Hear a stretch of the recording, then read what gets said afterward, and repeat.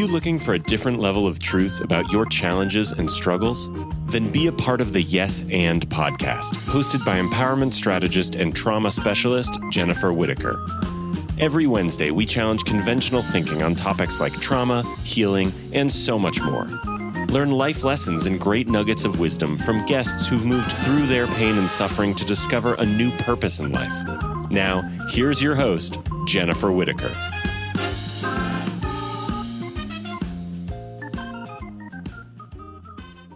Good morning, everyone. I'm Jennifer Whitaker, and we are recording my very first in-person live episode of Yes And. Most of them are on Zoom calls, and I'm here in Sedona, Arizona, with Lori Zeltwanger today. And because of the sunlight this morning, I'll give you a quick view of the real Thunder Mountain, which is just out the window there. If you want to see our lovely faces, we have to sit here. And and I'm here with Lori. Lori is a licensed physical therapist, a best-selling author, a featured representative on TV as a women's health advocate and pain release expert, and a 30-year leader in myofascial release from a whole body, mind, and spirit perspective. She founded the International Myofascial Mastery Academy, evolving the application of myofascial release to a whole new level, leading inspiring seminars, both live and online, with a fresh perspective on how healing from pain and trauma occurs from her trademarked Z-Way technique. She also founded Advanced Release Therapy right here in Sedona, Arizona, where people come from all over the world to participate in her signature pain release and pelvis wellness retreats. She treats those struggling with all types of pain and is especially successful with those who have chronic, complex problems that have not found results anywhere else. Through her gentle, intuitive approach, Lori has mastered the ability to facilitate letting go of the physical, emotional, and energetic restrictions that are no longer needed and nurture the emergence of your potential. Lori has masterfully designed one of the highest quality and caring expert teams that has the ability to evaluate and listen to what your body needs during each treatment and guide the connection of your soul back home into your physical tissue for total healing. Lori, welcome to the show. Thank you. This is so much fun to do this in person. Like, I'm so excited for this.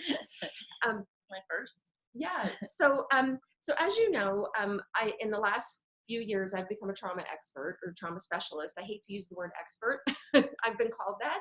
Claim it. So I stick with trauma specialist, and I've come to realize, I'm just going to jump right in with authentic healing and body work, because I've come to realize that when I was practicing body work, I was helping my clients spiritually bypass.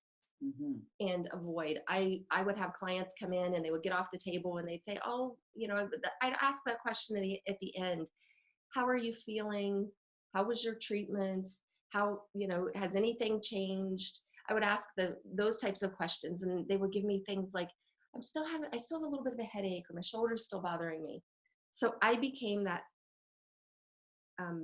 living palliative care person, where I would go in and try to fix the problem. And I wanted to give them the good experience. So, okay, if you still have an issue in your shoulder, let me work on that for 5 more minutes if you have an extra 5 minutes. And I didn't realize that I was actually helping them bypass their experience of healing. Do you want to explain a little bit more of that concept of spiritual bypass? So that or it's not even just spiritual bypassing, but bypassing the healing experience. And I talk about this and I talk about this a lot on my show, that whenever we try to avoid things, and we try, a lot of my listeners have heard me talk about the positivity movement, and how if we're always happy and we don't acknowledge that sometimes we have emotions or feelings that are uncomfortable, if we're bypassing them or avoiding them with whatever reason it is, whether it's exercise, that hot bath, that glass of wine, however you're avoiding what you're experiencing. Sitting in meditation. Yeah, sitting in meditation. So not that there's anything wrong with any of those. They're all great and valuable, but it's what is the purpose? What are we using them for, right? Right, exactly. And is there an avoidance of what's going on? Now, there's a time and place. Yeah. You got to do something and get it done. But I really do advocate, like as you are, to just tune in and see what are we really feeling. And we have to sometimes break that down. And oftentimes, in order to do that, we need support. Mm-hmm. We need a lot of support to get there, because that's why we're avoiding or distracting Mm-hmm. or bypassing, whatever word or label we want to put on it. Yeah. It's because we don't feel safe enough to drop in and have those emotions or memories or those experiences show up. Mm-hmm. So, Yeah. yeah, to really help people move from trying to fix it, or as I say, make pain go away, Mm-hmm. and actually welcome and recognize pain as a healer in itself. Pain is the healer. Yes. Or the guide Yes. to our healing, maybe is a better way to say that. Right, right. And I can't count how many practitioners I've worked with over the years that when I've been the client on the table, they're telling me things like, oh, just let it go. Just breathe into it and see if you can get it to dissipate or dissolve, or breathe in the good stuff and breathe out, the pain. And there's a level of hijacking in that. Mm-hmm. So how do you approach that? Well, I really believe in coming from a place of just giving ourselves time to experience what is. Mm-hmm. So what is right now, and come out of that whole fear of being a little bit uncomfortable. Mm-hmm. So it's like okay for us to be in discomfort or to be uncomfortable, or even to give ourselves permission to experience the pain. Really, what is that? So I just encourage people to just see if you can feel what is. My hands or body work will help to guide them into having an experience of their sensations, and if it's too much for them, then what are you seeing? Mm-hmm. But just to see if they can start to surrender to the experience that they're actually having. And I believe strongly that the consciousness that is there wielding the defenses that maybe are causing some structural collapse or structural tightness or restriction or tension Mm-hmm. will start to reveal itself. Mm-hmm. It will. Like, it's not that I have to tell them. Mm-hmm. It's not my job to make it happen. It's just my job to, as much as possible, create a safe, which to me is non-judgmental, Mm-hmm. or you would probably say compassionate. Yes. I would say that also. But, well, compassionate but put it more in and your language. Yeah. compassion and non-judgment are synonymous. Yes, beautifully. Yeah, absolutely synonymous. Yeah. And I believe really at the ultimate, but it's a word, when we talk about it, they're words. The ultimate compassionate love is really the true healer. Yeah. But how do we get there? Yes. Is the question, right? Exactly. How do we get there? Exactly. And it's not always easy, especially when we're dealing with things that we have a lot of judgment about, Mm-hmm. right? Yes. And a lot of what we might label as negative emotion. Mm-hmm. Absolutely. And what you were just saying, you were talking about, now a lot of my listeners, most of my listeners know me as a trauma specialist, not as a myofascial therapist for a decade. So you were talking about how some of the stuff that we hold in our body can, like pull us out of alignment. So can you talk a little bit more about that, on how the fascia can really hold our pelvis out of alignment, or, twist and contort the body that actually leads to pain? Okay, so my perspective is that when we've been traumatized, we respond by either there's an energetic alignment with our physicality, and when there's trauma, that energetic alignment with the physicality gets skewered. Mm-hmm. It gets disconnected or twisted or buried because we can't handle what's happening, and we put up all of these defenses. And so it's my awareness that the fascial system holds a lot of this lack of the energy. It holds the lack of energy. So it has to hold our structure in some way, because the energy, kind of like our motor, isn't in there to give us the tissue or structural integrity to hold us up or to give us enough space. So we start to lose space physically in the body.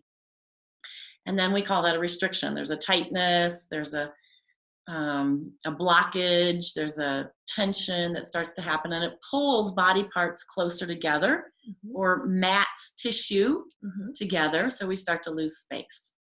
Is that what you're referring to? Mm-hmm. Yeah. And so then the joints have more compression, the blood vessels, the nerves. The fascial system is a three-dimensional web of tissue, Mm-hmm. runs throughout our body. All of the other structures and cells of our body are embedded within this. So I think of it as the thread that weaves all of our cells together. Mm-hmm. Yeah. And that thread sometimes gets twisted or turned into knots. Yes. And then that creates compressive forces. Yes, absolutely. And I've heard it suggested, it was actually by one of my teachers, one of my trauma teachers. I started reading his teacher's books because he refers to them all the time.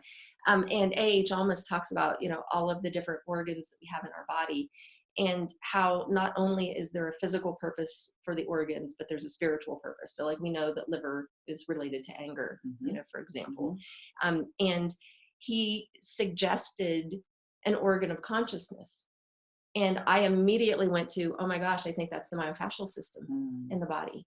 And so whenever you combine what you're talking about with, like a deeper understanding of trauma, whenever there's trauma stuck in the system and we're activated or triggered into a fight or flight response, and that organ of consciousness gets activated into the fight or flight response, it tenses up. There's a reaction. And so I feel like it's different language saying the same thing. Yes, I would agree. I think that organ of consciousness is actually a beautiful description. In my mind, I just understand how it works in my treatment room when I'm working with somebody one-on-one. But there's a feeling sense that our soul, so what is our soul made up of?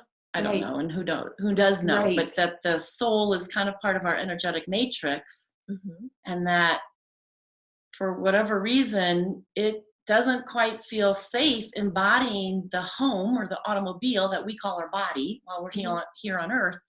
And then it either gets buried because it's looking for protection, or it gets a little bit separated, not totally separated, that would be death, gets a little bit separated, or it gets twisted and skewered in a way that's burying it also, but it's hiding it, maybe, or something like that. And then we lose the access to that wisdom, that consciousness. Yes. And so I think with the work that we do, whether it's really just questioning somebody to tune in to that inner wisdom, to tune into their body sensations, to tune in what might be missing, whether it's with guided hands, there's many different ways of reaching in.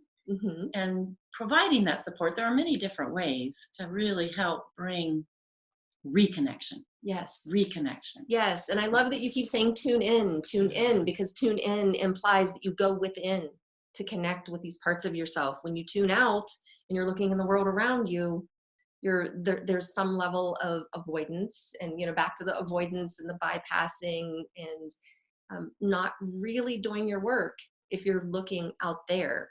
And I think that circles back to where I started the conversation, where I became that therapist for years, where I'm like, oh my gosh, I must be doing something wrong because, my client still has, that pain in her shoulder, that, niggling ache in her back or whatever. I've often asked, when we help them, do I want to say remove their pain, take their pain? When we help them do that, we don't really do it, but we help move the tissue or move their body. Are we really helping them? Right. Or how are we really helping them? Right. So of course there's a level we are, but sometimes then they just circle back around and they rediscover their pain or problem or struggle. Right. But at least when they have some of that relief, there is then a mindset that they can take on that says it is possible. And there are paths that can get me there, because oftentimes the problem is hopelessness or helplessness, or can I really ever get out of this struggle? Right. Right. Yes, absolutely. And sometimes it goes back to some of those early beliefs that we developed in childhood, which are very basic and very simple, like I'm not good enough, I can't do this, or I'm not lovable, I'm not worthy. So many of us have those really basic beliefs that underlie our uncomfortable emotions that we project out at the world. I would say we all have that in different varying levels. Exactly. And I would say we've all experienced trauma.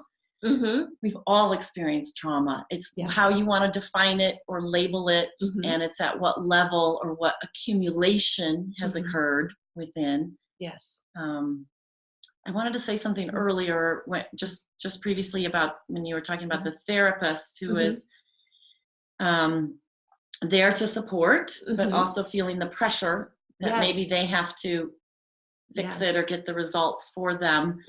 And just a reminder that you are there to facilitate. If you are a therapist, you're there to facilitate. You're there to help be a guide, but not to actually do it for them. Right. And I was on the wrong path. I fully admit that I was on the wrong path for a while. Well, we all start somewhere. We all start somewhere. I know. And then our journey just takes us to the next place. And it's so sneaky because I didn't realize. I truly thought I was helping people, and I didn't realize how much ego was still underlying all of my behavior through that time period. I had no awareness of it until I really started, again, tuning in instead of seeking advice from everybody else. Once I started tuning in and tapping into my own wisdom, that's when things really started to change, because then I started to have my own experiences of what I call authentic healing. Yes, that's true empowerment. But we do all start bringing it back to compassion. So we do all start somewhere. Yes. And I think it's super valuable to seek advice, because otherwise our own ego can get in the way. However, it's if you're only relying on that advice, or you're tuning to them for the answer. Yes. Advice should be a guide. And it should be a guide. I don't even know if we should use the word should in this conversation. No, we can. I think we can say we'll should. be compassionate about our should, but we don't really want to should. In an ideal that drives world, me nuts too, actually. Yeah, but in an ideal world, we're using advice as a guide. As a guide. Yeah, not to as remember. Yes, right. Yeah, absolutely. Bring it back. Yeah, and because oftentimes people are looking for the thing. What's the one thing I should do to make my pain go away or to fix this problem? And there really isn't. Yeah, except exactly. to tune in. Right. But that's also challenging sometimes, right? Yes. Like, tune in. How do I tune in? How do I do that? That's a skill. It's a skill that we need to learn. It is. And so that's why I say, okay, we all start somewhere. We have a journey. We keep progressing. Yes. And we need guides to help us tune in. I've been doing this work for 30 years, receiving, clearing of my own self. Stuff still comes up every day. Yes, it'll never go away. We're always going to get triggered. Right. I talk about responsibility sometimes, and it's not accepting blame for anything. It's about, do you have the ability to respond in a healthy way in any given situation? Because life is always going to throw crap at you. It never ends. And if it does, it probably means you're dead. Yes, I agree totally. So when the next challenge comes your way, do you have the ability to respond without projecting that out at other people? And that's right. That's making a big part of healing. Yeah, absolutely. Yep. And taking that responsibility is a big step. And I think oftentimes it really comes from, can we have some of those conversations that are scary, that we're avoiding? Exactly. And it comes with ourselves. So how do I feel in this situation? And what you just said is, we want to make it about the other. We really want to make it about their behavior is inappropriate, or they're not treating me correctly. But if you can bring it back to, well, how do I feel in those moments? How do I feel in those moments that you believe they're not treating you correctly or kindly? And that's how you start. You start by feeling, by asking yourself how you feel. And then have the conversation, but be very careful how much we turn it to you. You do this to me. Exactly. Okay, well, how am I with that? How am I with that? Yes, absolutely. And I know that you have which I find this unique, not only in the myofascial world, but in the world of body work in general. You have a dialoguing class. So can you talk a little bit about the dialoguing class? I found that incredibly, incredibly helpful when I took that a few years ago, and that started a shift within me. Yeah, beautiful. It really did. Can you say any more about that? Yeah. So one of the things that happened to me during that dialoguing class, I know you asked us to, kind of tap into our heart and our chest area and to report what we saw. And mine was just this big, empty, black musty smelling cave. Like there was nothing there. I had no heart. Yes. I've been in the black heart zone. Yes. It's just like, I don't even have a heart. And I know that the therapist that I was working with in the moment, for that particular technique was trying to talk me out of my experience and trying to get me to see something that made her more comfortable. And whenever you said, no, just allow it, just, be with it. That's what comes up. And, you were telling her not to talk me out of it. And we both had this, aha Don't moment. put all the flowers around it. Yeah. Make it fluffy. Because I thought something was wrong with me, because I came out of that like in tears going, oh my God, I have no heart. Like I'm just this cold-hearted whatever. Well, could we say that's a tragic awareness, but a super deep and valuable awareness. Yes. And so even, bring me back to describing the dialoguing class, but I just want to comment on that. Even, which is another reason it can take us to a tragic experience, and you want to have resources to be able to deal with some of the, the black heartness or what's happening really inside of us. That's the truth. That's the authenticity of what's going on. And only when you get there can you really start to change and transform it. But there's a process in feeling safe enough to get there, so that you don't run away back into all these kind of, what we would call them, cover-up situations. But so how to handle that would be to really just give her permission that having that black, dark, musty cave heart space, like, it's okay. There's a learning there. There's a value in exploring it. Let's see what's your response to that black, musty space. And just start to see it as not good or bad, but exploring it with curiosity. What is that? And then it will start to show. It will start to show up. Something will evolve. And black adds depth. Black adds depth. Yes. So it's not a whole negative experience to have black. People love to wear black as a sign of power. Okay, so back to dialoguing. I love, it's one of my favorite seminars. I love that seminar. Ultimately, I feel like it is guiding people to simply experience what is in this moment. Not what are we trying to get it to be, but what is in this moment. And truly believing that when we do that, it takes on a life of its own, takes on a journey of its own, and truly opening us to curiosity. Curiosity is one of the first steps to true, authentic healing. Absolutely. Yeah. And really helping people. I feel it's a class that helps people get back into their body. Now, what does that even mean? Do people know that phrase? Get back into their body. It's reconnect. I talk about that a lot on the show, how children will dissociate whenever a situation is too overwhelming. Whether they're being embarrassed or humiliated and yelled at, in trouble, whatever, that can be overwhelming for a child. So we just kind of pop out of our mind. That's overwhelming for an adult. It usually starts in childhood. Yes. And the roots of ADD start in early childhood. With overwhelming situations where we just kind of pop out of our mind. Yes. So there's a little bit of dissociation there. And one thing I've learned too is I was taught in many different, because I've been trained in several different types of energy work, myofascial work, massage, neuromuscular massage therapy. Across the board, we're taught to tell people, come back into your body, come back into your body. And one day I had this realization, who the hell am I to tell somebody it's okay to come back into their body? That's not my choice to tell them. I don't know if they feel safe coming in their body. I really believe that it is okay to be, we're all in and out, I believe. Yes. I don't believe anybody is 100% in their body. I don't think that's actually possible. And we're dancing. We're dancing in and out. That's what life is. Yes. And that's why sometimes you wake up and you feel anxiety, and sometimes you experience joy and laughter, and sometimes you feel sad and depressed.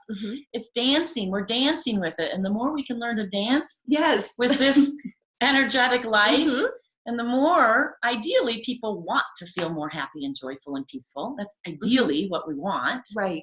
We're not, most people aren't seeking to feel more depressed and more angry. Right. But it's about giving ourselves permission to go through those moments, to go through those experiences, and then bring it back to more of a state of joy, peace, and happiness. But to find that, it's about exploring all that all that life brings us, right? Yeah. And ideally with the mantra or affirmation of do no harm to yourself, do no harm to another. Mm-hmm. Okay, so we're going through these processes. The biggest one people are afraid of usually is doing harm to another. Mm-hmm. But it's really about looking at, well, when we're avoiding doing harm to another, how much harm are we doing to our own self in that process, right? Exactly. We deny ourselves. Right. We, And when we as therapists aren't able to be with our clients when they're having an uncomfortable experience, just like me, like, oh, go ahead. If you have 5 extra minutes, I'll spend a few extra minutes and work on that spot that's still bugging you. Um, I had discomfort within myself. Exactly. That was somehow me telling myself, as a therapist, you're not good enough because they still have pain. Exactly. And if I can't hold space for myself, how the heck can I possibly hold space for my client? And so there's a lot to be learned there. So if you are that Mr. Fix-It or Mrs. Fix-It, and you have to go in, and I call it the Helpy Helperton, the sunny side of control, the sunny side of control. Yeah. Oh my gosh. I had such a bad dose of that in my whole life. Where I would just go in and try to fix people because that's how I felt better about myself. And I said for years, I wish I could feel as good in my day-to-day life as I do in the treatment room. That right there is a red flag. Yes. That is a red flag in and of itself. If you can't have that exuberance and energy and vibrancy in your life, then you're getting it from the Helpy Helperton. You're getting it by, making somebody else in your mind, making somebody else feel better instead of holding space for their healing, which comes through the discomfort. So here's an example of that I just had yesterday. So I had a client that came to me 2 days in a row or I think there was a day in between, but so having some knee sensitivity, little knee pain, little bit feeling unstable, just hiking out here in Sedona. And it kind of came because she was hit by a wave. Okay. But of course, when we started to explore it, more came out of it. And she was really starting to tune in and connect with that wisdom or consciousness that was going on inside. And the session was coming to an end time-wise. And so I said to her, and I could feel that the energy around the knee was still moving and unraveling and not dropping into the knee, but the time was up. Yeah. So, I didn't have the time and space to, okay, let's give this 5 minutes to find its completion. Right. So I said, there's still some work to be done here. The spiritual energy is still on a little journey.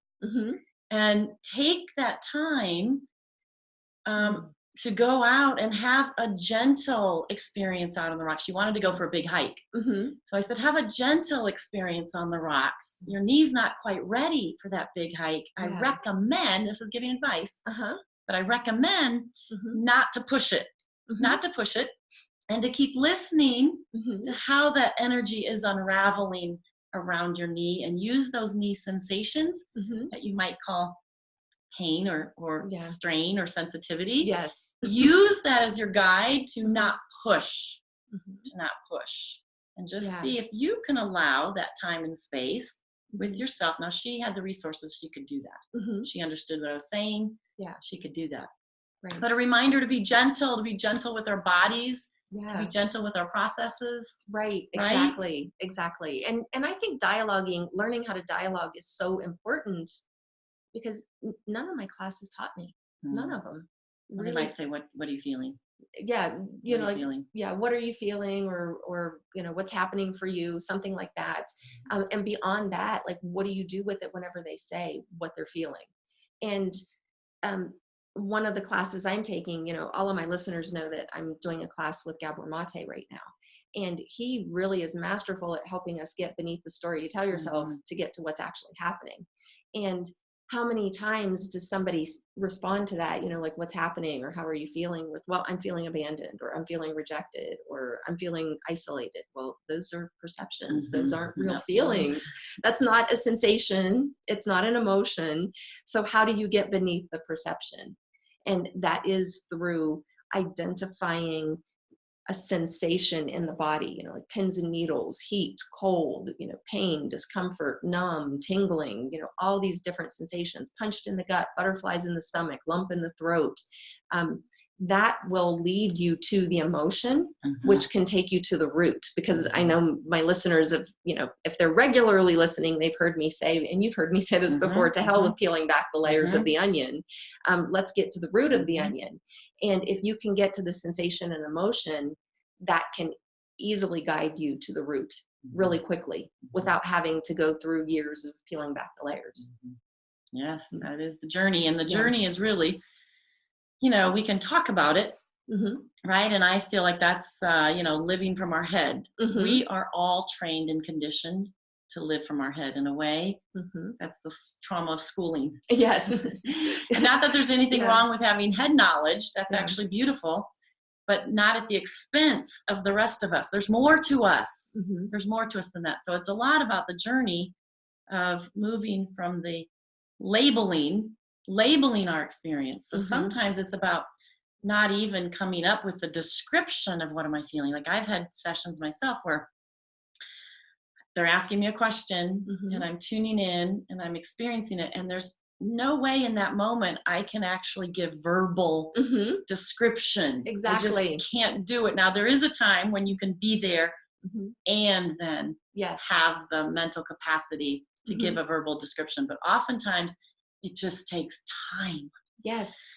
To sit with it, to explore it, to allow the curiosity of what am I experiencing in this moment? Exactly. Same thing in life, like, so we have a fight with our significant other or your child or your parent or somebody in your life.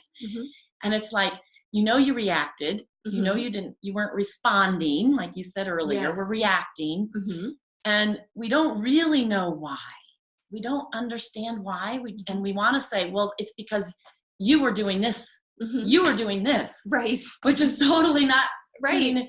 And it takes time. A lot of times I'm like, I know I reacted, but I don't know where that came from. And to take the time to sit and go into that space and feel it. And sometimes it's not sometimes sitting still is good. Sometimes we can't get there sitting still. Yes. We need the movement. We need the dance. Right, exactly. Or we need the pressure or the guidance from another. Exactly. And another thing I've learned in all of the trauma work in the courses that I've been taking in how to work with trauma is grounding. We try to help people ground, and not everybody feels safe grounding.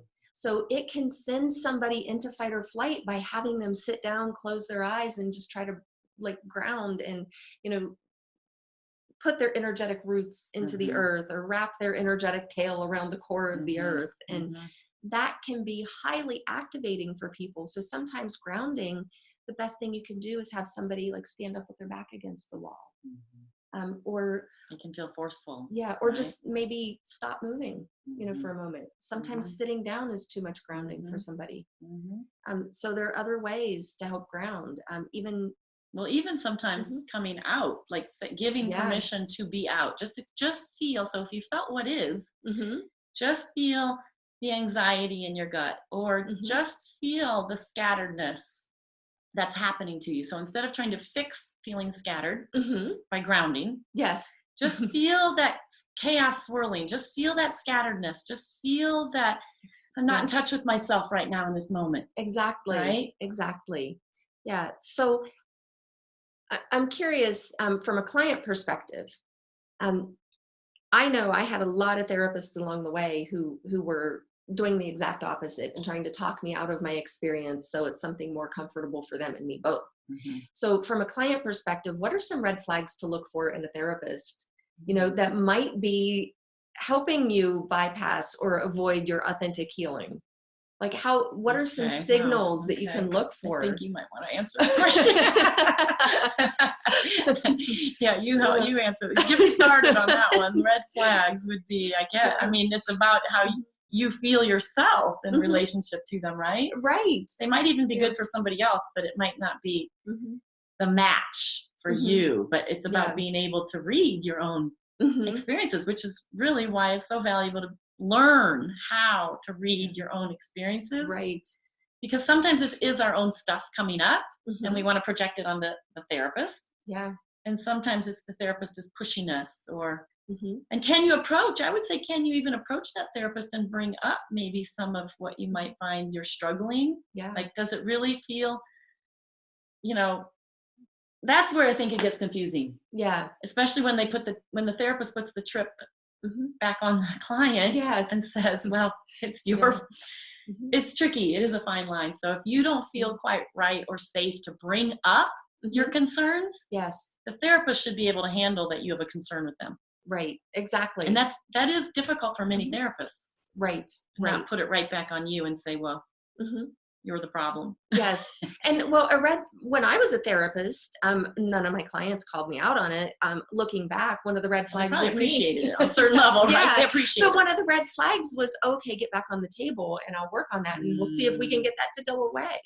That right there is a red flag in and of itself, because your therapist is like living palliative care, like, okay, let's get the pain to go away. It's like you're the living pharmaceutical. Yes. And That's a good description. right? That's really good. Right. Love And that. so if your Living therapist, if you have just replaced pills with your myofascial therapist or your acupuncturist or your Reiki therapist or whatever, if they have, if they have become that temporary pill that you don't have to take, you just go to them, that's a red flag. That's a big red flag. Yeah. And then there's an element in the world out there of therapists who will create problems so they can solve them. Yeah. Okay, so what would that red flag be? Does this sound right to you? Yes. Yeah. So I think I told you an experience I had recently, where somebody was trying to, this was more on the spiritual side of things. It wasn't body work. And this particular therapist was saying things that didn't resonate with me. And I'm like, this doesn't even come close to my experience. This doesn't make sense to me.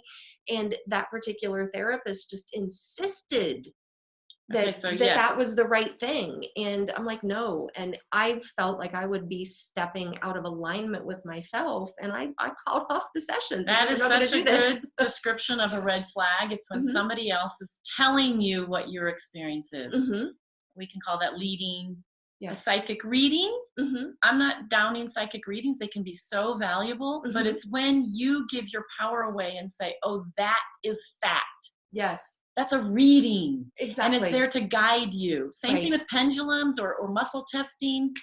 They're a guide, and you can tell when you practice muscle testing or kinesiology, pendulums. You can tell when your own head kicks in, your ego kicks in and says, no, this is what I want. This is the answer I want. Yes. Okay, that's a red flag. Yeah. Same thing with, like you're saying, okay, it's about being able to sit back in neutrality and can you feel what's happening. But when somebody else tells you something and you have a reaction to it, go with that's what needs to come up, not the fact, not the fact of what they're saying, but how you reacted to that. Like I had a reading once and she told me blah, blah, blah, blah, blah. I can't remember what it was, but I knew that's not what I want.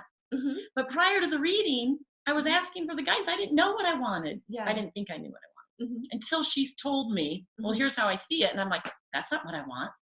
But that helped me get clear. Yeah. So instead of taking what she told me as fact, and then feeling, oh, wow, that's what's going to happen. That's not what I want. I just used that then to help me get clear about what I do want.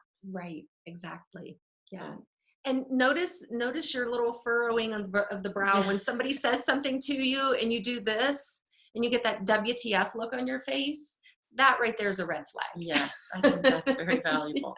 And another thing I do say to my patients and clients is, it's not so much the facts. Like a lot of times we want to get caught up in the story, the facts of the story. So it's not really so much about the facts of the story. We may or may not ever really know the actual facts. It's our response to that. Yes. It's our feeling state to that. And then getting clarity about, okay, how do we want to live our life? How do we want to live our life? Right. So much we don't know. Right. Right. That's some of the confusion and the frustration. Yeah. We don't really know what it would be like if I no longer had this pain. How would I start saying no in my life? Exactly, exactly. And one of the teachings that I've learned in my trauma trainings is, we have to know how to say no. There's a reason kids go through the terrible twos that spill over into the threes, and where kids learn to say no before they learn to say yes. That's part of our development as humans, and it has to happen that way, because if we don't learn to say no, our yeses don't mean anything. Yes.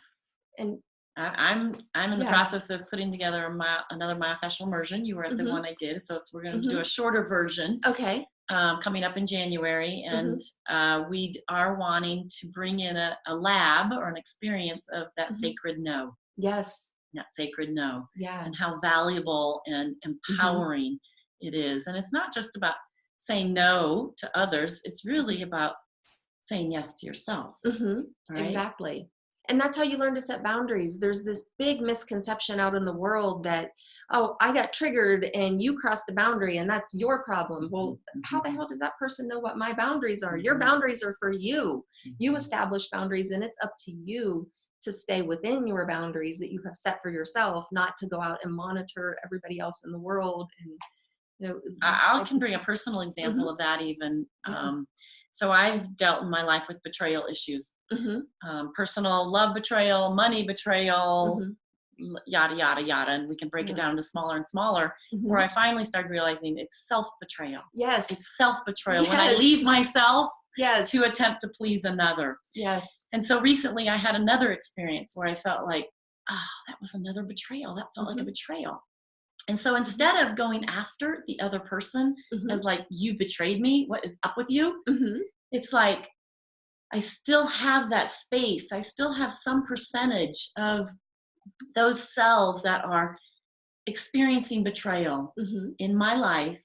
Otherwise, that button wouldn't have been pushed. Yes, exactly. So it's my opportunity now to sit with those feelings. It's way less than it used to be, but it's still there in a certain level, and it got pushed. Right. So instead of flaring up and getting into a big fight or argument, you or I may need to have a conversation with that person as part of standing up for myself and healing my betrayal. But I would recommend it come only after I sit with my own feelings of betrayal and work those through, feeling them rather than avoiding them and going and trying to make the other person treat me differently. Exactly. And that's so important. I had a very similar experience with gaslighting. I realized that it wasn't the other person who was gaslighting me. It was me trying to convince myself, and like gaslighting myself, like this. A struggle between our head and our heart. I call it mindfuckery. Can you say that on this show? I don't know. I do. My show's explicit. Jennifer goes so, for it. So I was actually doing that to myself. I had this circular argument going on inside my own head where I was, and my listeners have heard me talk about the experiencer, the emotion and sensation of our life that's nonverbal, the visionary, the mind's eye, the dreams, images that we see inside of our head, which also is nonverbal in the narrator. My narrator was trying to tell me that what my experiencer was having red flags all over the place. And my narrator was saying, oh no, that's not the case. That's not the case. This is something you need to heal. This is something you need to heal. And the only thing I needed to heal was setting a boundary with myself and not listening to the narrator and saying, look, I get that and this was an internal dialogue that I had with myself, was speaking to that narrator portion of me that was saying, no, this is, you need to listen to them. This is something that, you're wrong about what you're feeling or what your sensation is that's telling you no. I had to have a conversation and basically get to the point of, what is this trying to do for me? And it turns out it was trying to protect me. It was going back to this memory from childhood where I was horribly humiliated and shamed in front of people. And it was trying to protect me from that same level of shame and humiliation, not realizing the situation was completely different, not realizing I'm not 6 years old anymore, this internal part of me. And so I had to have that adult, because that little kid was coming in and going, oh no, scared to death. And so this adult that lives inside of me had to come in and say, no, this isn't the situation. This is something totally different. It's okay to say no, and it's okay to walk away. I was actually gaslighting myself. That is such a beautiful description. Yeah. Right. Yeah, and yours was too. So I think it's two really good examples of how whenever we're triggered and we're projecting these words out at people and saying, you're gaslighting me, or you're betraying me, or you've abandoned me. Where in your life in the past have you felt abandoned? Is this a pattern? Feeling alone and isolated and abandoned and like I don't fit in. That's been a lifelong journey for me. And I've spent the last year and a half like really picking apart the childhood roots of that, because that goes back to early like pre-verbal stuff, and I've started to find ways to get into that pre-verbal stuff to explore where the roots actually were. So I don't have to mess with, like I said, peeling away the layers of the onion. I'm learning to get to the roots. And I have a whole damn patch of onions. It's not just one. I have a whole garden full of them. They say we have 50 billion cells inside of us. I'm not sure how they count those. I know. I don't know. I would like to know that. I always wonder that too. But they say we have 50 billion cells. So I believe that we have. It's trillion. Oh, is it trillion? Trillion. Okay, trillion. Yeah. So I can't even comprehend that number. So it's like, and I believe that each cell has its own consciousness. Now they hook up in groups, and ideally the body is communicating in such a way where there's harmony. But in just both of our descriptions, it's like there are multiple, or like you labeled the different parts of ourself and helping us to kind of get a sense of what's going on. It's like these different parts are all having a little battle within ourselves, right? So the war is within, right? And, exactly. And attempting to find our way back to harmony, right? Our way home. We talked about home a little bit, coming home. Yes. And what does that really mean, or what does that feel like? Right. To come home? And we can come home to different parts of our body, but to really come home to the fullness of ourselves. That is a journey. Yes. That is an ongoing journey. That is the journey of life.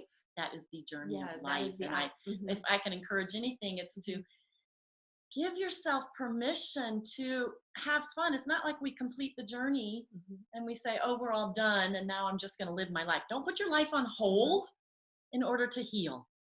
Right. Life is healing. Allow yourself to explore these different ways of healing and keep living life. Yes, and. Yes, I know, right? And I know.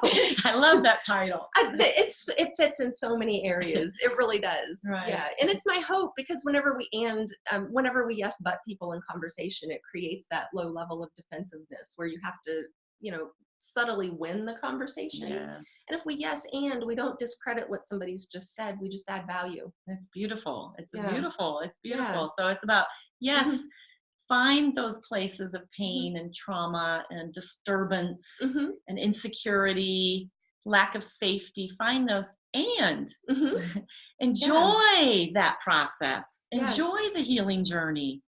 Enjoy and live life and have some fun. Right. Yeah. And if anybody is interested in learning more, there's a whole area of therapy called internal family systems. It was founded by Richard Dick Schwartz.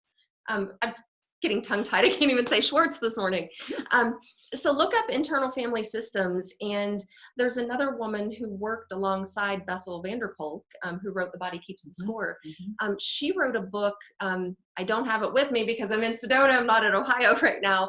It's something along the lines of the fragmented selves of trauma survivors, and it's along the same lines. Like Dick Schwartz calls it internal family systems because he believes that we have a family that lives inside of us, and they argue and bicker just like our family. I mean, think about we learned it. That's where we learned it. Exactly. So think about how challenging the holidays are going to be when you have to go home and sit down at a meal with your family for Thanksgiving or for Christmas and deal with all that BS.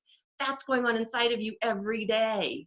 So use those opportunities, those family gatherings, to just start becoming more aware of when you feel small, when you feel triggered, when you have to clamp down. Right. They may not be the safe space to explore them externally. Right. But start to become aware and then take that back to your therapist or whoever it is that you're working with on doing that, or in your own space, your own time and space. But you mentioned that book, but you also wrote a very interesting chapter. I love your title. Oh yeah. The interview to you. The subtleties of self-sabotage. Yeah. I love that. Yes. Yeah. And so the book is coming out, November 9th? November 9th. In a few days, actually. When is November 9th? I don't even know. I don't know what still today October. Is. We're still October. It's not Okay. Halloween yet. I don't even know what day it is Yes, today. it's the end of October. I just know I'm not going to be Couple home. weeks. I'm not going to be home by October 9th or November 9th. That's all I know. I'm not going to be home yet. Yeah, so the book is called Dare to Dream, and it's going to be released on Kindle on November 9th. And I wrote a book called The Subtleties of Self-Sabotage, and it's these sneaky little ways that we sabotage ourselves and we don't even realize it.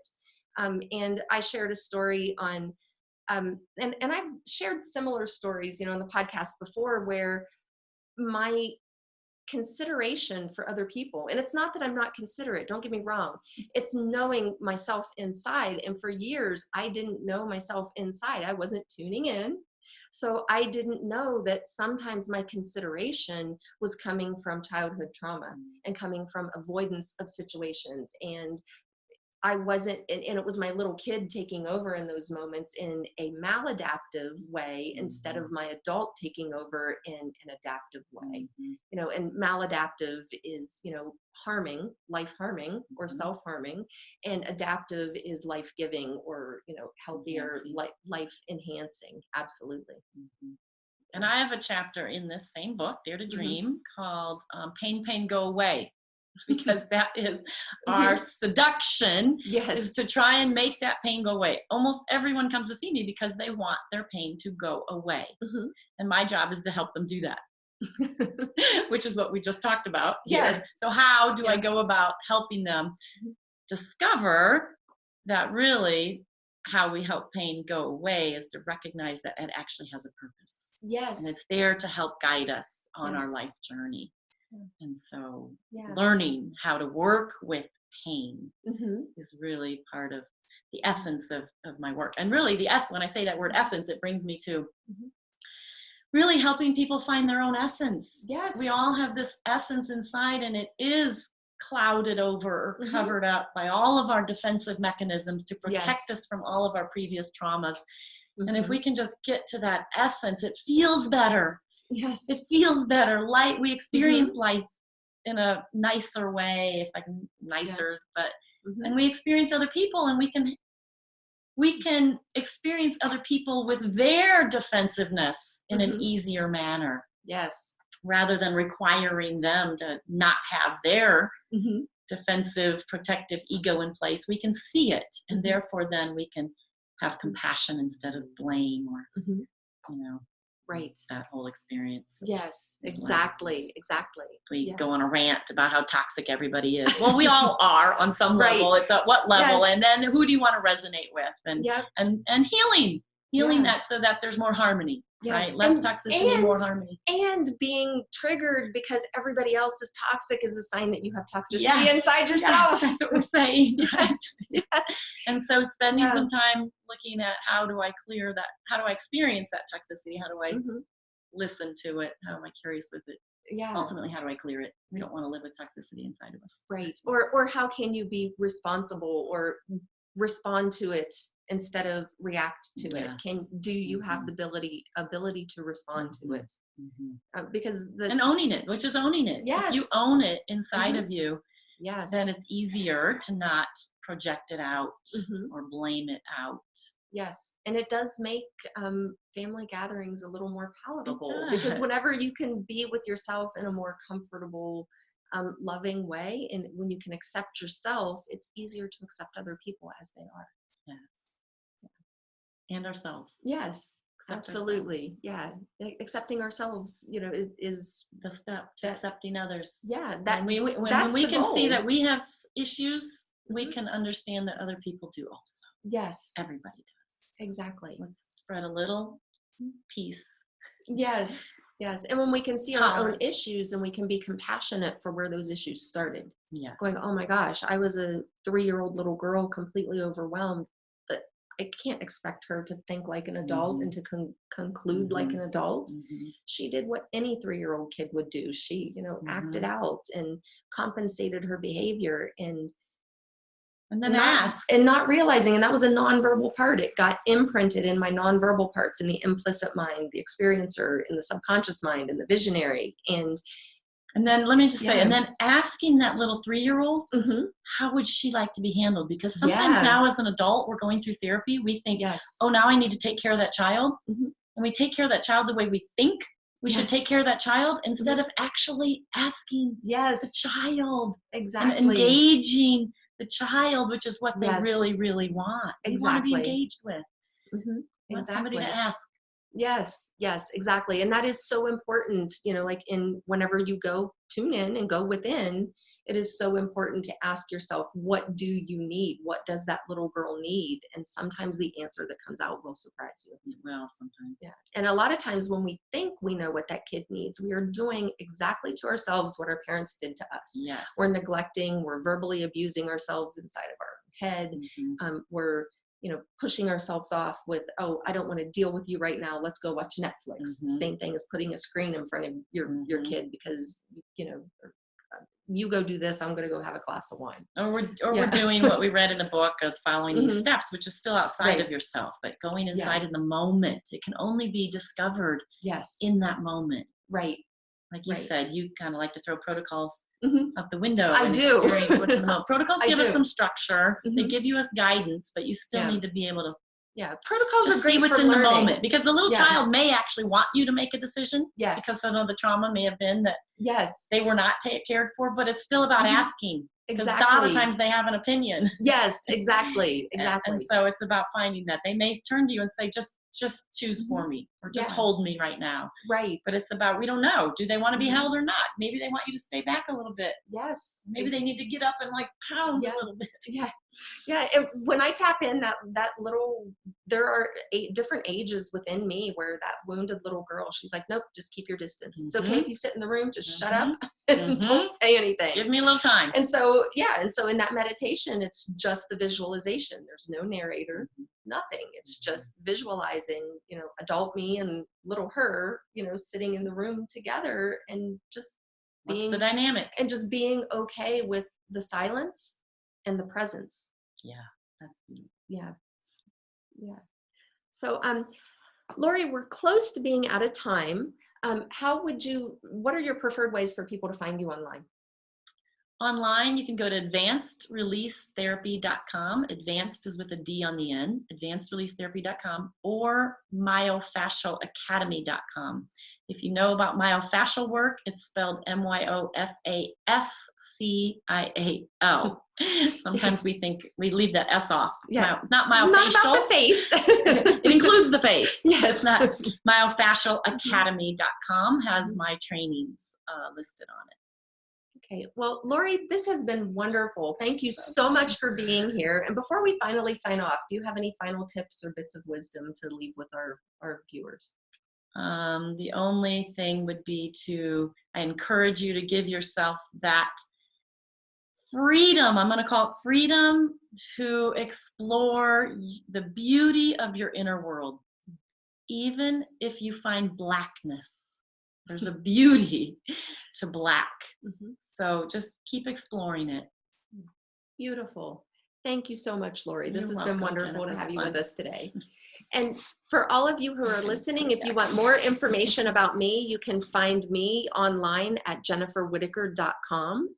And this show will be edited up in I put the raw conversation. Everybody knows my little whimsical style at this point. I put the unedited raw conversation on Facebook Live.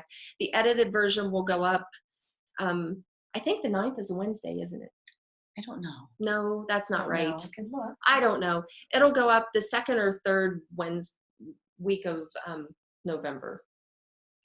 I don't know. It'll be up in like 3 or 4 weeks. Keep watching for it. Keep tuning into Jennifer and watch for it. Isn't that awful? I don't know what day it is. I don't know. And give us feedback. We get their feedback, right? Yes. Yeah. So for all of our listeners, I'm signing off, and feel free to go to jenniferwhitaker.com and subscribe. Feel free to subscribe to the podcast so you don't miss any episodes, because there's great information we're putting out. And I do follow the latest research in trauma. So please stay tuned, because there's a lot to learn. And I will see you all next week. We have just concluded another episode of the Yes and podcast with Jennifer Whittaker. For additional resources, please visit our website, jenniferwhitaker.com. Leave a review if you enjoyed the show and find it useful. Until next time, continue challenging conventional thinking and keep moving forward.